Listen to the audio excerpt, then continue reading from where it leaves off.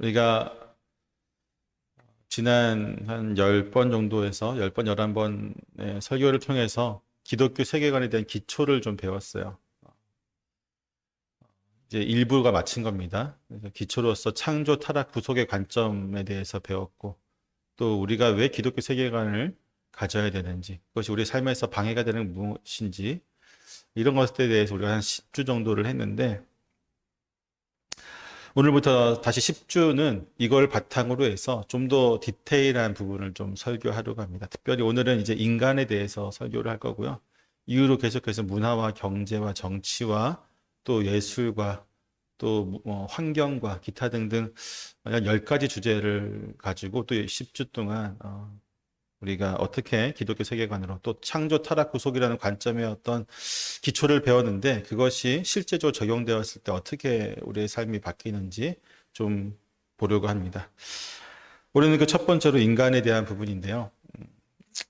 우리는 매일 살아가면서 사람을 만나고 살아갑니다. 안 만나진 않죠. 산속에 들어가서 혼자 살지 않고서야 사람을 만나지 않고 살아갈 수는 없습니다. 고대의 수도사들은 또 사막의 교부들은 사람을 만날 때마다 내 안에 있는 범죄 때문에 사람을 만나지 않기 위해서 사람을 만났다 하면 우리가 죄를 짓는다고 생각해서 나 혼자만 해도 내 안에 죄가 다스리기 힘든데 사람과 만나면 더 많은 죄를 짓잖아요. 그래서 그들은 사막으로 들어가고 동굴로 들어가서 혼자 살았습니다. 하지만 일반 목회자들과 또 일반 성도들은 그렇게 살 수가 없었죠. 일반 성도들은 또 목회자들은 시장에서 살아갑니다. 사람을 만날 수밖에 없습니다. 우리는 매일의 일상 속에서 수많은 사람을 만납니다. 가족을 만나고 친구를 만나고 직장 동료를 만나고 때로는 스쳐 지나가는 여러 사람들을 만나게 됩니다. 하지만 그 모든 사람들이 다 다르다는 사실을 우리는 알고 있습니다. 그들의 얼굴, 표정, 언행, 그리고 살아가는 방식은 모두가 다 제각각입니다. 하지만 우리는 기독교 세계관을 배웠잖아요. 그들 모두가 다 제각각이지만 그럼에도 불구하고 그 누구도 하나님의 계획 없이 존재하는 사람이 없다고 하는 사실은 우리가 이미 알고 있습니다. 하나님께서는 그 모든 사람을 그분의 형상을 따라 지어주셨습니다. 창세기 1장 26절에서 27절에 기록된 대로 하나님께서는 인간을 우리의 형상, 우리의 모양대로 창조하셨다고 하십니다. 이는 인간의 목적과 존재의 의미가 단순히 세상의 질서에 있는 것이 아님을 의미합니다. 우리의 가치와 우리의 역할은 우리 자신보다 더 크신 놀라우신 그 하나님 앞에, 하나님 안에서 그리고 그분의 계획 속에서 발견되어질 때 더욱 가치가 있는 것입니다. 사람들이 살아갈 때에 그래요. 특히나 우울증에 빠지거나 많은 어떤 힘겨움 속에 있는 사람은 자신의 존재 이유를 찾지 못합니다. 그래서 내가 왜 이 세상에 있을 필요가 있을까? 나는 굳이 왜 태어났을까? 내 존재가 과연 어떤 유익이 있을까? 등등의 그러한 고민들 속에서 결국은 자신의 존재 가치를 다 부정해버리죠. 그리고는 깊은 절망에 빠지게 됩니다. 그렇지만 대부분의 사람들은 이것을 극복하려고 해요. 그래서 어떻게 합니까? 극복한 사람들의 경우는 이렇습니다. 세상 속에서 나의 가치를 찾으려고 합니다. 그래서 많은 사람들이 예수 믿고 믿지 않고를 떠나서 봉사활동을 하기도 하고 또는 세상을 향해서 강력한 목소리를 내기를 합니다. 또는 환경을 위해서 이 땅에 있는 그 어떤 것을 보존하고 가치를 존속시키기 위해서 사람들은 그 활동들을 통해서 내가 살아있고 나의 존재가 세상에서 이런 가치가 있다는 것을 확인하려고 하죠. 하지만 그 모든 것이 다 성경은 부질없다고 얘기합니다. 왜? 진정한 가치는 하나님 안에서 발견되어지기 때문이죠. 우리가 하나님의 형상으로 지원받고 하나님의 뜻이 무엇이고 하나님이 나를 통해서 역사하신 것이 무엇인지를 발견할 때에 우리는 참된 존재의 의의와 가치를 발견할 수 있고 기쁨을 누릴 수가 있지 세상에서 아무리 발견해봤자 한계가 있다고 하는 것이죠. 세상의 그 모든 것은 결국 하나님이 창조하신 그 부속물에 지나지 않기 때문입니다. 하나님의 영광이 세상 모든 가운데 있지만 파편이잖아요. 그 파편을 가지고 우리는 의지한다는 것은 어리석은 거죠. 이러한 중요한 사실에도 불구하고 우리는 사람들을 하나님의 형상으로 바라보지 못할 때가 많이 있습니다. 그렇잖아요. 처음에 사람을 만나면 우리는 하나님의 형상이다라고 바라봅니까? 아니면 외모, 능력 또는 성과에 따른 판단하고 분류하면서 인간의 본질적 가치를 쉽게 잃어버리는 우리의 모습들을 발견하게 됩니다. 특히나 우리는 이 육체 연약을 가지고 있기 때문에 가장 먼저 시각적인 의지를, 어떤 시각적인 효과에 대해서 많이 의지할 수밖에 없는 연약함을 가지고 있습니다. 우리 자신을 볼 때도 마찬가지죠. 스스로의 한계와 부족함을 보면서 낙담하고 때로는 세상의 기준으로 자신을 평가합니다. 하나님이 우리를 아무리 사랑하고 존귀한 존재를 만드셨다고 할지라도 스스로가 나는 이런 존재야, 나는 이거밖에 되지 않아 라고 스스로를 깎아내리죠. 성경은 우리에게 하나님께서 주신 가치와 그분의 목적을 상기시킵니다. 단지 우리가 고귀하다는 개념이 아니라 우리의 정체성과 삶의 방향을 바로 잡고 그 중심을 잡아주는 것이 바로 성경의 말씀이죠. 오늘 우리는 하나님의 형상대로 창조된 인간의 본래의 의미를 창조, 타락, 구속의 세 가지 관점에서 살펴볼 것입니다.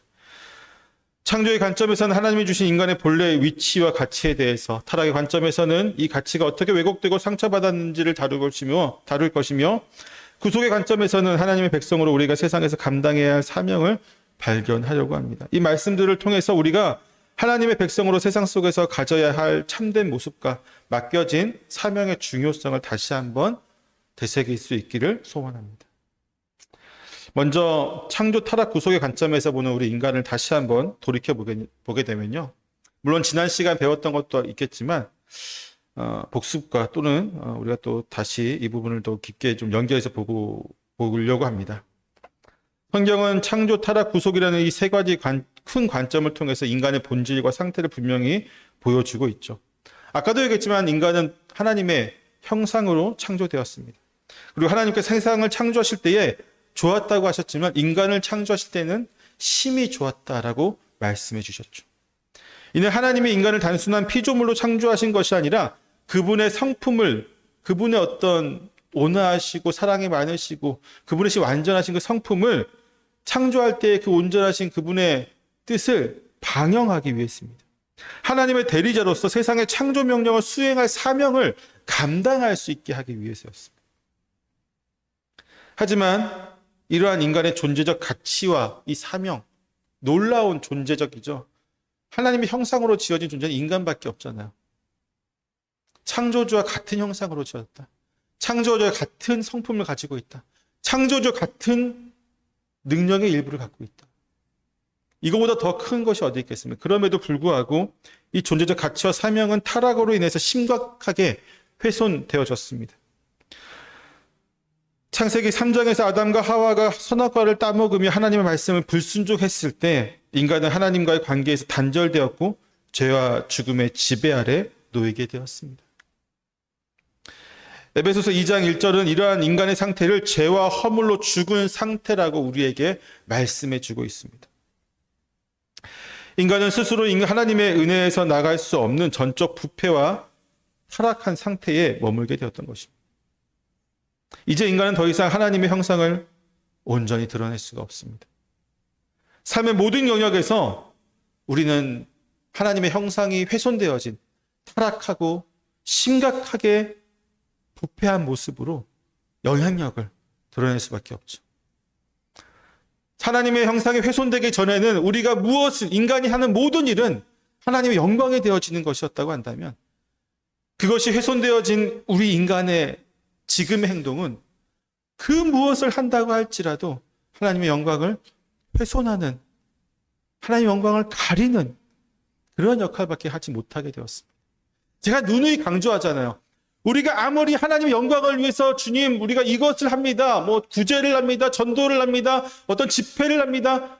하나님의 영광을 위해서 아무리 한다고 할지라도 그 모든 것은 하나님의 영광이 될 수 없습니다. 혹여라도 그 모든 것이 우리가 하나님의 영광을 위해서 했다고 할지라도 그것이 정말로 하나님의 영광이 되는 것은 하나님께서 그것을 자신 영광으로 취하셨기 때문이지 우리가 잘해서도 아니고 우리가 바른 마음을 가지고서도 아니고 우리가 바른 의도를 가지고 있어서도 절대로 아니라고 하는. 부패된 우리는 하나님의 영광을 드러낼 수 있는 존재가 아닙니다. 심지어 하나님의 형상이 믿음으로 회복되어진 그리스도인이라고 할지라도 쉽지 않아요. 이러한 절망적인 상황 속에서도 하나님은 인간을 포기하지 않으십니다. 하나님께서는 창세기 3장 15절에서 인류에게 구속의 첫 약속을 주십니다. 이 약속은 이후 아브라함과 다윗의 언약을 통해서 구체화되었고 예수 그리스도를 통해서 완전하게 성취되었습니다. 예수님은 우리의 죄를 대신 짊어지시고 십자가에 죽으심으로써 구원의 길을 걸으십니다. 이는 하나님이 창조하신 인간을 향한 사랑과 은혜의 절정이 되어지죠. 하나님의 형상을 회복할 수 있는 길을 다시 열어주신 것입니다. 하나님은 구속의 언약을 성취하심으로써 우리를 새로운 피조물로 삼으셨습니다. 그렇다면 성도 여러분, 구속함을 받은 인간은 어떤 삶을 살까요? 구속함을 받은 우리는 정말 아름답게 살아갈까요? 믿음만으로 살아갈까요? 모든 것이 다 행복하고 즐겁고 이제 나는 하나님을 믿었으니까, 나는 거듭났으니까, 중생했으니까, 새로운 피조물이 되었으니까 우리는 이제 날마다 주와 동행하는 기쁨과 슬픔이 없는 그러한 삶, 천국을 얻는 그러한 삶을 살 것이라고 기대할 수 있겠지만 사실은 현실은 그렇지 않습니다. 여전히 우리는 육체의 연약함과 죄의 흔적을 지닌 상태로 살아가는 존재입니다. 성경은 그리스도를 믿는 자들이 하나님의 형상을 회복하는 여정을 시작했으며 그 과정을 통해서 점차 거룩함에 이르도록 부르심 받았다고 말합니다. 로마서 7장에서 바울이 내가 원하는 선을 행하지 아니하고 도리어 원하지 아니하는 악을 행한다고 고백했던 것처럼 우리는 여전히 죄의 유혹과 싸우면서 성화라고 하는 그 거룩으로 향하는 여정을 조금씩 걸어가고 있습니다. 성령님은 이 여정에서 우리를 도우시죠. 하나님의 형상을 회복하고 온전한 성숙을 이루어가도록 도우십니다. 이 성화의 과정은 단순한 노력의 이상의 것이며 하나님의 은혜와 성령의 인도하심을 통해 이루어지는 구속의 여정입니다. 궁극적으로 우리는 예수 그리스도의 재림 때 하나님과의 관계가 완전히 회복되어지겠지만 우리는 그 시간을 인내해야 합니다. 죄와 사망의 권세에서 완전히 해방될 그날을 바라보면서 소망하면서 인내해야 합니다. 그날에는 하나님의 형상을 온전히 되찾고 하나님과 영원히 함께 할 것입니다. 그러므로 우리는 이 구속의 은혜를 깊이 깨달아야 됩니다. 단순히 그냥 나는 구원받았다, 나는 하나님 백성이다라고 하는 단편적인 것으로 끝나는 것이 아니라 이게 삶의 모든 곳에서 모든 영역에서 드러나야 돼요. 그것이 바로 우리가 기독교 세계관을 지금 배우는 이유입니다. 우리는 삶 속에서 여전히 죄와 고통이 우리를 덮어올지라도 하나님께서 우리를 구원하시겠다는 그 약속을 붙잡고 신뢰해야 합니다. 하나님은 창조부터 구속에 이르기까지 인간을 향한 사랑과 은혜를 단 한순간도 멈추지 않으셨습니다. 지금도 우리를 위해 그 은혜를 드러내시기를 원하시고 우리가 알기를 원하시고 우리가 그로 인해서 자유하기를 원하십니다. 우리는 매일의 삶 속에서 하나님의 형상을 회복해가며 그분의 뜻을 따라 거룩한 삶을 추구해야만 합니다. 하나님께서 우리를 향한 구속의 은혜를 베푸셨던 것처럼 우리도 그분의 사랑을 세상에 드러내며 살아야 합니다. 이제 우리는 하나님께서 의도하신 본래의 모습에 더 가까이 나아가기를 힘쓰면서 동시에 하나님의 형상으로 창조된 본래의 사명, 아담과 하와에게 주어졌다가 타락으로 인해서 무너졌던 그 사명을 이루어 나가기 위해서 좀 더 하나님께 나아가야 되겠죠. 우리가 하나님을 영화롭게 하는 삶을 살고 그리스도의 구속을 세상에 이루어 나가는 삶을 살아가기를 소망합니다. 그런데 창조 타락 구속의 관점에서 본 인간의 상태는 어떻게 구분되어지냐면 결국은 그리스도인과 비그리스도인의 삶으로 뚜렷하게 구분되어질 수밖에 없습니다.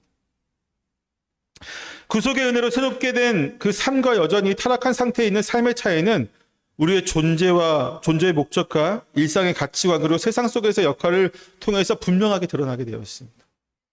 이러한 차이는 다음에 세 가지 측면에서 더 구체적으로 드러납니다. 첫 번째는 창조의 목적에 따른 삶의 방향에서 분명한 차이가 드러납니다.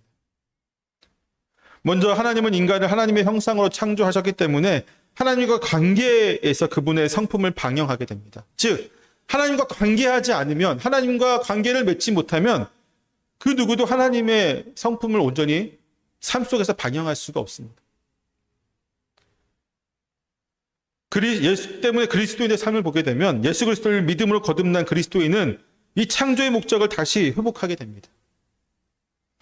그리스도인은 이제 하나님을 사랑하고 그분의 뜻을 따라 살아가며 그분을 영화롭게 하는 삶을 목적으로 삼게 됩니다. 매일의 삶 속에서 그리스도인은 자신이 하나님의 형상을 회복해가는 존재임을 확인하는 과정이에요.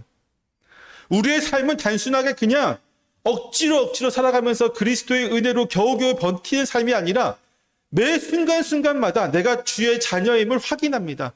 죄의 노예에서 벗어났다는 사실을 확인하는 과정이 그리스도인의 삶이에요. 우리가 모든 순간 속에서 죄의 노예 가운데 있을 때에는 타락의 속에서 24시간 내내 죄의 노예로서 모든 것을 그리스도 앞에서 내세울 것 없는 연약한 자로 살아갔다면 우리는 이제 그리스도를 믿음으로 인해서 한순간 또는 한 영역에서 그리스도를 드러내는 존재가 된다. 그렇게 우리는 매 순간마다 하나하나 더 많이 그것이 확장되어져 가는 거죠. 이게 바로 성화예요. 믿음으로 난 믿습니다라고 말로 하고 마음속으로만 얘기하는 그런 것이 믿음이 아니라 삶의 작은 영역에서부터 우리가 하나님의 자녀임을 드러내는 거예요. 하나님의 성품을 드러내는 거고 하나님의 사명을 드러내는 겁니다. 그리고 그것이 믿음이 확정되어질수록 성화가 더 깊어질수록 이 영역이 점점점 어떻게 돼요? 넓어지는 거죠. 그것을 확인하는 게 그리스도의 삶이에요. 반면 하나님을 알지 못하는 이들은 창조의 목적을 깨닫지 못하기 때문에 자신의 욕망과 세상의 가치를 중심으로 살아가죠. 여전히 이들은 자신의 만족과 성공을 위해서 인생의 모든 것을 바칩니다. 참된 창조의 목적을 상실한 채 불안정한 그 순간에 주는 만족감, 순간에 주는 쾌락, 순간에 주는 영원하지 않은 그 행복을 추구하면서 살아가게 되죠.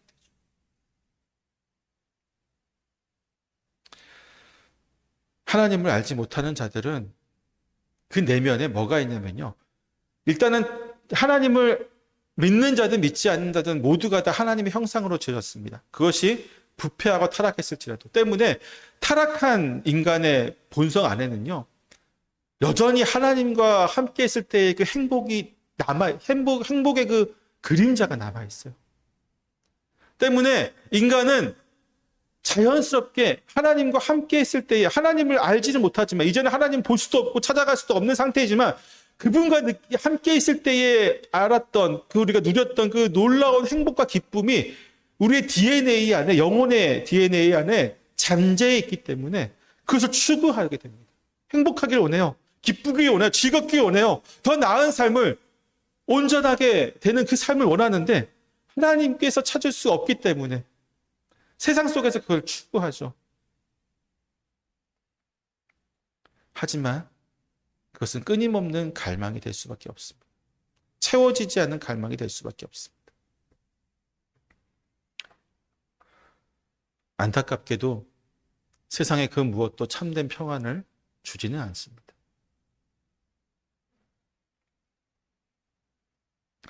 타락의 본성에 따른 삶의 태도를 보게 되면 아담과 하와의 범죄 이후 인간은 타락한 본성을 지닌 채 죄와 허물 가운데 살아가게 되었습니다.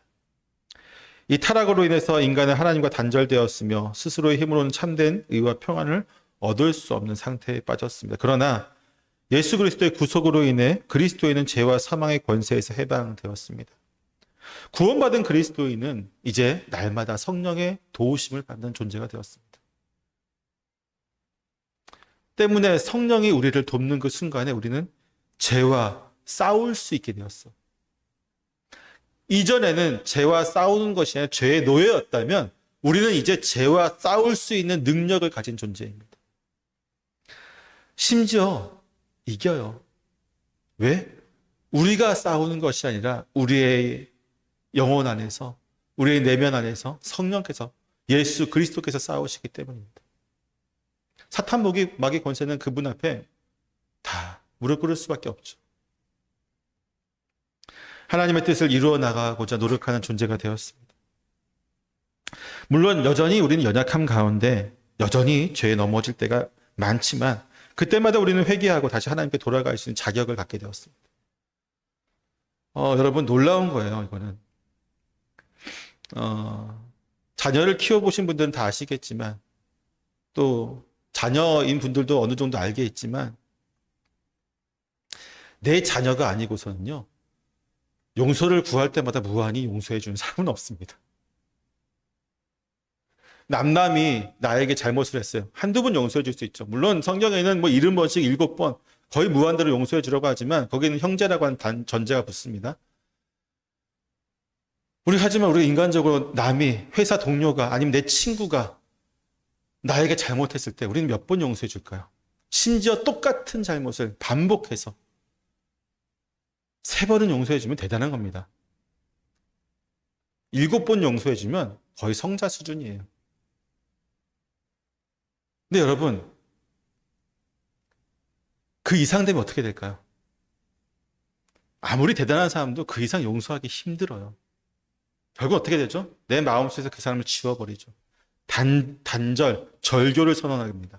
그런데 똑같은 잘못을 나에게 수천 번 해도 단절할 수 없는 존재가 있어요. 자녀입니다. 부모는 항상 자녀에게 을이 될 수밖에 없어요. 자녀들은 본인들이 을이라고 생각할 수 있는데 아니에요. 제가 자녀를 키워보니까 알겠어요. 항상 을이에요. 질 수밖에 없어요. 몇 번을 다짐하고 이번에는 정말 이만큼 혼낼 거야 해도 이만큼 내가 할 거야 해도 그렇게 못해요. 근데 이제 하나님과 우리의 관계가 이렇게 된 거예요. 우리는 이제 무한히 하나님께 용서를 구할 수 있는 존재가 되었어요. 우리는 그분의 아들이 되었어요. 양자가 되었어요. 그분의 자녀가 되었습니다. 죽을 때까지 우리가 수천 번, 수만 번 똑같은 잘못을 아무리 해도 하나님은 이제 우리를 용서해 주십니다. 무한히 용서해 주시고 무한히 우리를 사랑하십니다.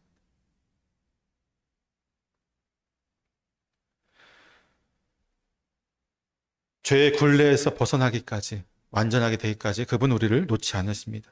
우리가 점진적으로 거룩해지는 그 과정 가운데서 하나님은 끝까지 우리를 지켜주십니다.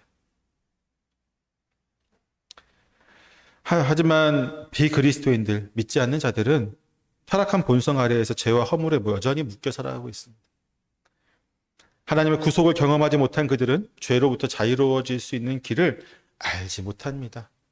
오히려 어두운 그들의 눈은 어두운 상태에 적응되어서 밝은 곳을 싫어하는 존재가 되었습니다.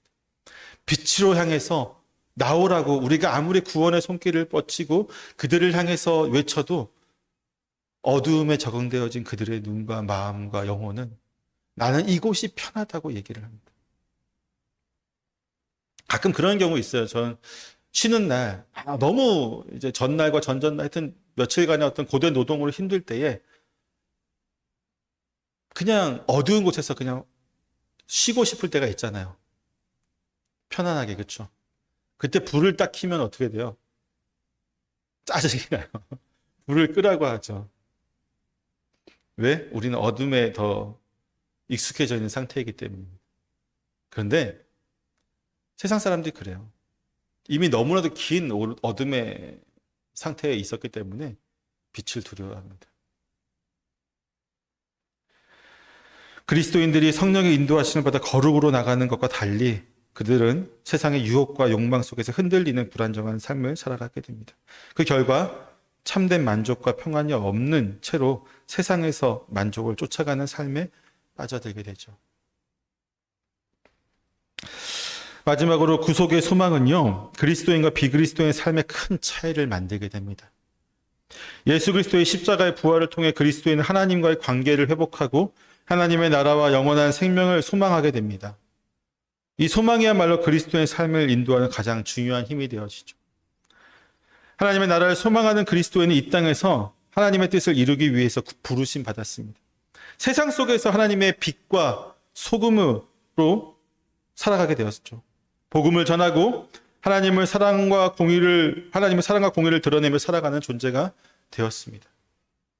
그리스도는 세상에서 그분의 대사로 살아가며 일터와 가정과 사회 속에서 하나님의 나라의 가치를 실천하고 하나님의 사랑을 이웃에게 전하며 하나님의 나라를 세워가는 그 사명을 온전히 감당하는 존재입니다.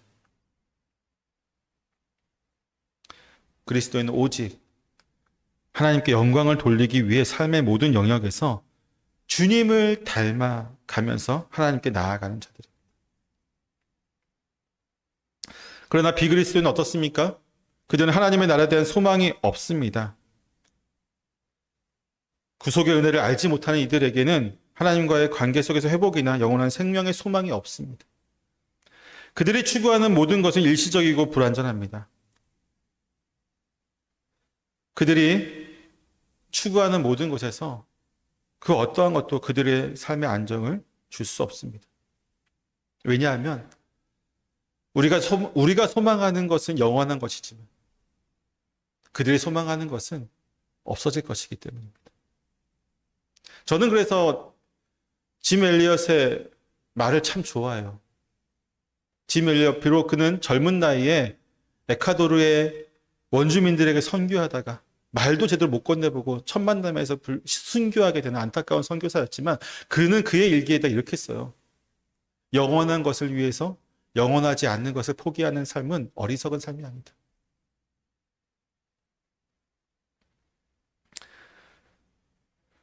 우리가 창조, 타락, 구속의 관점에서 인간의 본질을 이해하고 그리스도의 정체성을 깨닫게 되었다면요, 우리는 이제 구원의 은혜를 세상 속에서 실천하며 나누는 일에 집중해야 될 필요가 있습니다. 우리가 받은 구원이 단지 개인을 위한 것이 아니라 하나님의 사랑이 흘러 세상 속에서 생명을 전하라는 부르심이라는 사실을 기억해야 됩니다. 예수님께서는 너희는 세상의 빛과 소금이라고 말씀하셨습니다. 우리는 세상에서 하나님의 영광을 드러내고 어둠을 밝히는 빛이 되어야 하며 세상의 부조리 가운데, 세상의 불쌍한 많은 가운데 맛있는 하나님의 사랑을 드러내야 됩니다.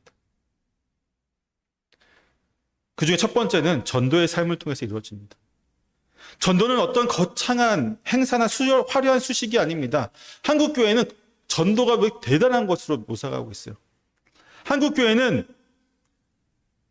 전도를 교회의 어떤 행사로 많이 하죠. 그래서 모든 전교인 전도대회, 무슨 전도대회, 그리고 뭐 전도 프로그램도 되게 많아요. 워낙 많아가지고 수를 헤아릴 수가 없습니다. 뭔가 조금만 잘 되면은 다 그 전도 프로그램을 교회에 도입하려고 합니다. 근데 여러분, 그건 전도가 아니에요. 여러분, 초대교회는 전도한 적이 없습니다. 놀랍죠? 물론 바울이라든지 이런 분들이 뭐 복음을 선포하고 뭐 광장에서 그런 얘기를 했지만 실제적으로 그 이후에 로마 그 제국 안에서 기독교가 본격적으로 핍박받은 그 시 이후에는요, 전도할 수 없었어요. 지금도 사우디아라비아라든지 이런 무슬림 국가에서는요, 전도를 할 수 없습니다. 여러 가지 문화, 상글을 가르치거나 이렇게 선교사들이 하다가 1년 혹은 2년 정말 오랜 기간 같이 있으면서 내가 복음을 전해도 이 사람이 신고하지 않을 거란 어떤 확신이 들었을 때에 전도해요. 정말 오랜 시간이 걸리죠. 마찬가지예요. 초대교회 시절에 특히나 그 로마 제국에서의 그 박해 시절에는요, 누구도 전도할 수 없었습니다. 그러나 분명한 사실은 그러한 상황에서도 교회는 확장되어져 왔어요. 그러한 상황에서도 보편교회는 무한히 확장되어서 결국은 박해하는 로마 제국을 집어삼키게 됩니다. 놀랍지 않습니까? 그들이 어떻게 그렇게 했습니까? 삶을 통해서 하나님 나라를 확장했기 때문입니다. 그들은 일상에서 하나님의 사랑을 드러냈고 그리스도의 복음을 작은 일상에서 증거하였기 때문이었습니다. 세상은 보이지 않는 상처와 고통으로 가득 차 있고 많은 이들이 혼자 그 물개를 짊어지어 있습니다. 우리가 삶 속에서 그리스도의 사랑을 드러내어서 상처받은 자들을 품어야 합니다.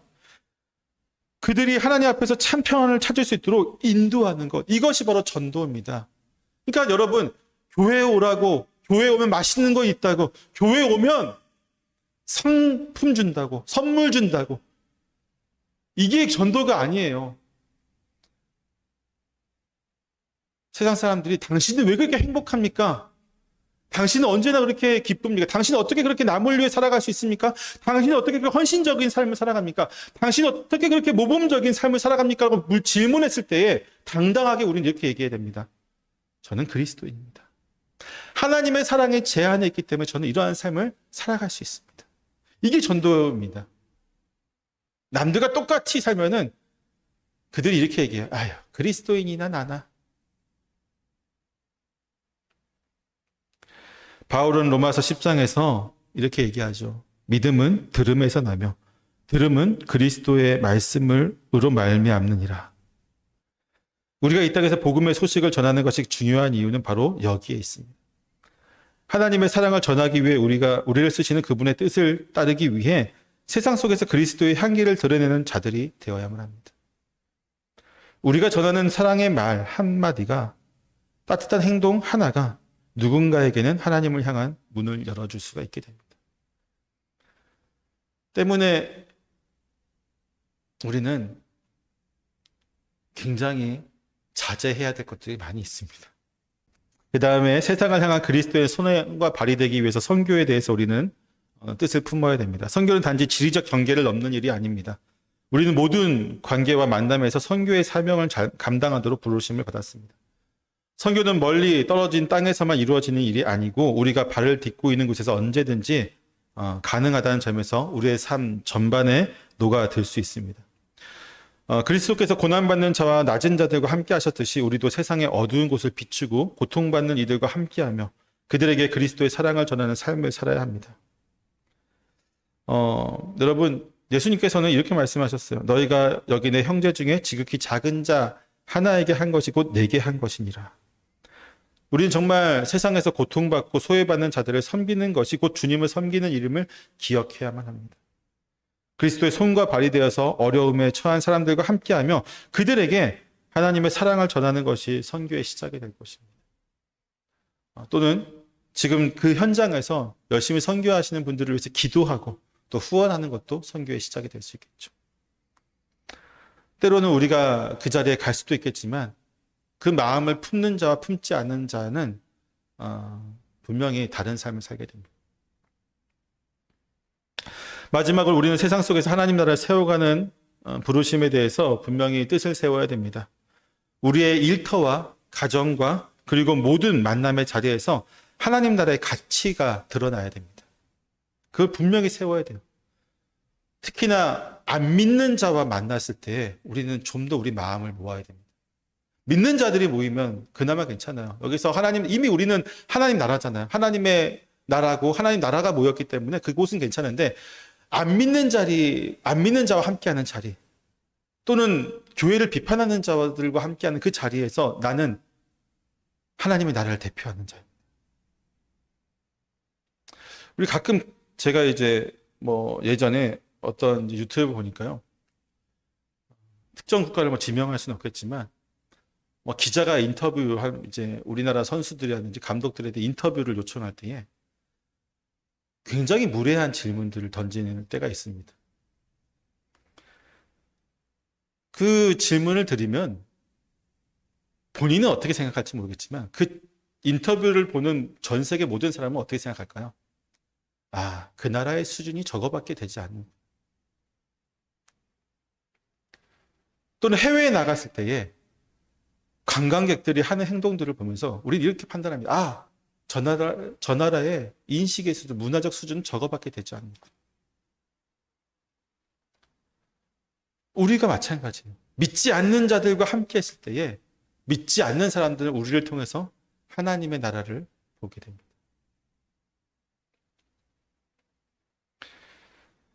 하나님의 나라는 더 이상 하늘에만 있는 것이 아니라 우리의 일상 속에서 살아 숨쉬는 현실이 되어집니다. 예수님은 제자들에게 너희는 먼저 그의 나라와 의를 구하라고 가르쳤습니다. 이는 단지 우리의 영적인 삶만이 아니라 우리의 삶 전체가 하나님 나라를 향한 간절함으로 가득 차야 한다는 것입니다.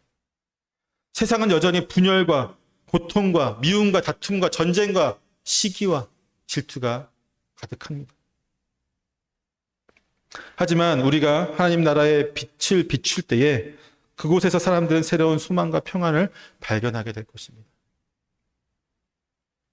여러분, 오늘도 오면서, 교회를 오면서 지나가는 곳에,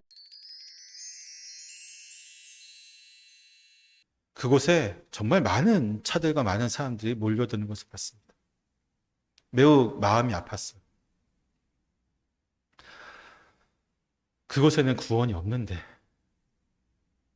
그들이 아무리 열심을 내고 아무리 밤낮으로 거기서 가르치는 이상한 성경을 공부한다고 할지라도, 아무리 많은 헌금을 거기서 갖다 바친다고 할지라도 그들은 구원받지 못합니다. 불쌍해요. 그런데 왜 그들은 그렇게 열심을 낼까? 왜 밤낮으로 그곳에 모일까? 이유는 하나예요. 전도할 때에 온전한 사랑을 보여줍니다.